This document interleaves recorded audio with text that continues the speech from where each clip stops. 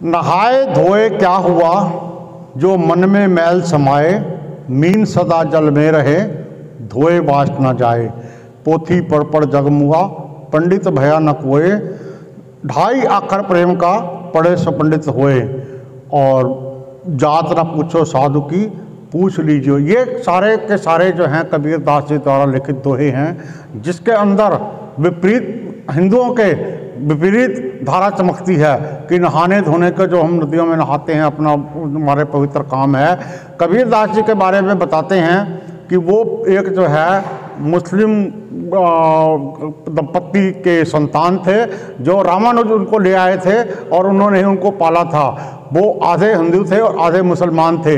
इस प्रकार से उनके जीवन की कहानी के बारे में बताते हैं कि एक बार संत ने कबीर से पूछा, किसको भज रहे हैं? तो कबीर जी ने कहा, राम जी को।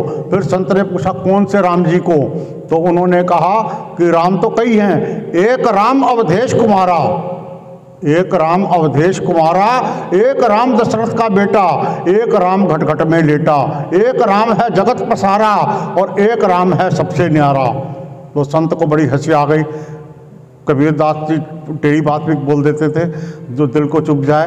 तो उन्होंने कहा, और संत ने, तुम्हारी दृष्टि में राम चार हैं, तो मेरी दृष्टि में तुम्हारे बाप भी चार हैं। व्यक्ति को गुस्सा आ गया, बोला कि महाराज ऐसे कैसे हो सकता है? तो संत बोले, क्या कह रहे हैं? क्रोध मत करो, मैं तुम्हें चारों गिनवा देता हूँ। एक बाप तेरे चाचा का भाई, एक बाप तेरे चाचा का भाई, एक बाप तेरे दादा को जायो, एक बाप तेरे नाना को जवाई और एक बाप तेरे फूफा को सालो।